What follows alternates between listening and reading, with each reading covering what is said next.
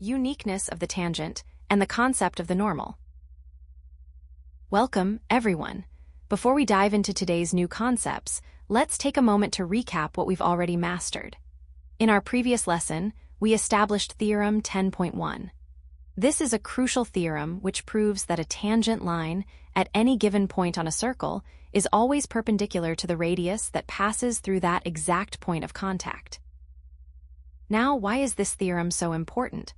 Well, because this perpendicular relationship is a fundamental property of circles, it acts as the foundation for everything we are about to discuss. Specifically, it allows us to mathematically prove two very significant geometric conclusions.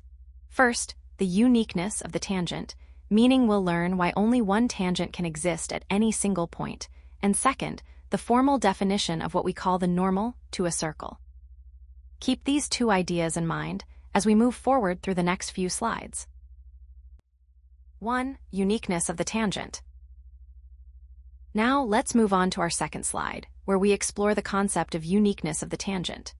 Before we dive into the geometry, let's clarify what we mean by uniqueness.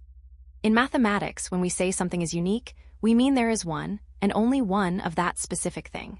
Applying this to our topic, we are asserting that if you pick any specific point on the circumference of a particular circle, there is only one possible tangent line that can exist at that exact spot. You might be wondering, how can we be so sure? Well, let's break this down logically using the rule we established in the previous slide. First, we look at the perpendicularity rule. From Theorem 10.1, which we just discussed, we know a fundamental truth. If a line is a tangent to a circle at a point, let's call it point P, then that line must be perpendicular to the radius, which we will call OP, at that very point. Next, we consider a geometric constraint. Think back to your basic geometry rules. If you have a line, in this case, our radius OP, and you pick a point P on that line, there is only one possible line you can draw through point P that is perfectly perpendicular to it. There aren't two or three different perpendicular directions. There is only one. This leads us directly to our conclusion.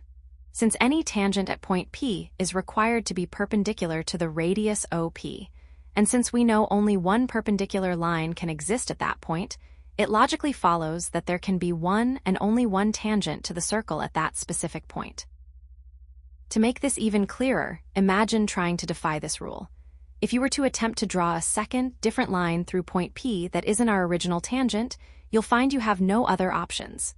That second line would either tilt inward and enter the circle, making it a secant line, or it would tilt away and fail to touch the circle at all. Therefore, the tangent remains unique.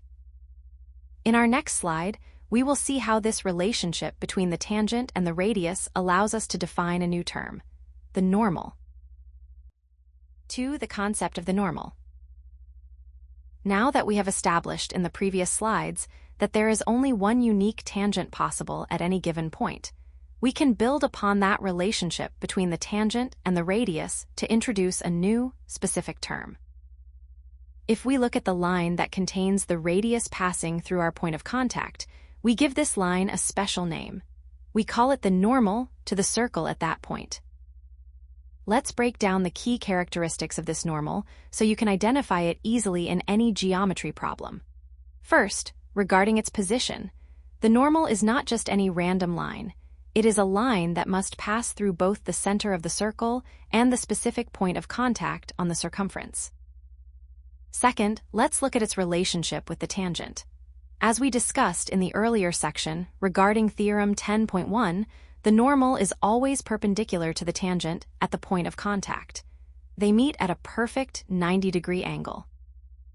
To put this into mathematical notation, if we have a line, let's call it xy, which represents the tangent at point P, and we have point O representing the center of the circle, then the line passing through O and P is our normal. Therefore, we can write that the normal is perpendicular to the tangent. To help you visualize this concept in a practical sense, let's move on to our next slide, where we will use a bicycle wheel to see this normal and tangent in action. 3. Real-world example, the bicycle wheel. Now, I know these geometric definitions can feel a bit abstract when we are just looking at diagrams on a screen, so let's bring this concept into the real world.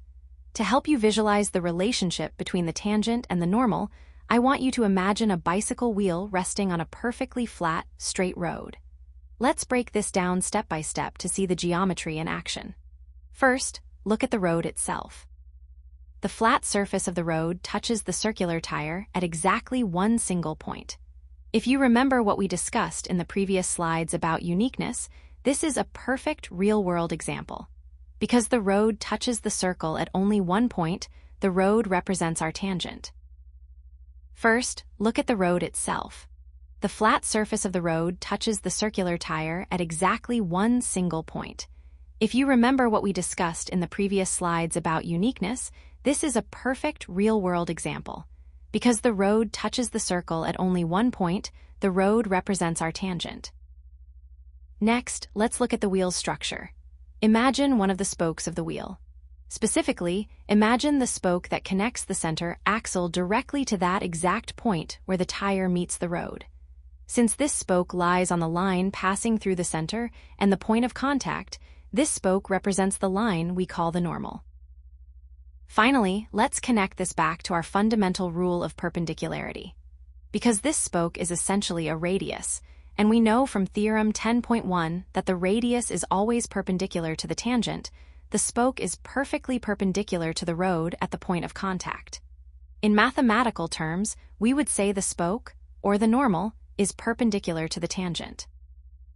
As we move to our final summary, keep this image of the bicycle wheel in your mind, as it perfectly captures the perpendicular relationship we are about to review.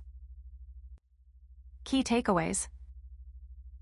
First, let's revisit the concept of uniqueness. As we saw in our logical breakdown earlier, at any single, specific point on the circumference of a single circle, there is exactly one tangent.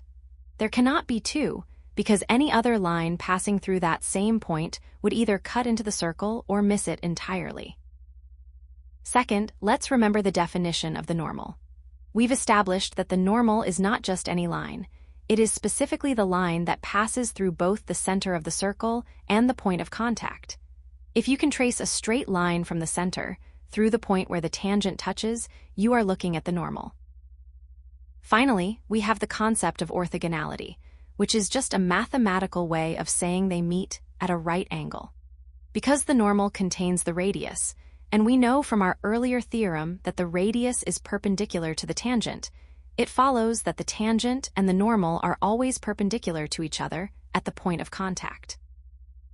All right, let's bring everything we've discussed today together.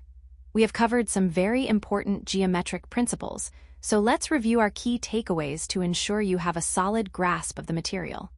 Keep these 3 pillars in mind, as they are essential before we move on to the final slide, where I'll highlight some common pitfalls to watch out for in your exams. Common mistakes to avoid. First, a very common mistake is confusing the tangent with the normal. To keep them straight, try to visualize them by their behavior. The tangent is the line that stays on the outside, merely touch and going at the point of contact. The normal, however, is the line that cuts through the interior of the circle, passing directly through the center to reach that same point of contact. Second, some students mistakenly assume that there might be multiple tangents possible at a single point. You might think, what if I just tilt the line by a tiny fraction of a degree? But, as we discussed in our section on uniqueness, that is mathematically impossible. As soon as you change that angle, the line will no longer be a tangent. It will either become a secant line, meaning it cuts through the circle at 2 points, or it will miss the circle entirely. There is only one unique path that satisfies the perpendicularity rule. Finally, be very careful not to misidentify the normal. It is a mistake to assume that any line passing through the center of the circle is automatically a normal. Remember, a line is only considered the normal at a specific point.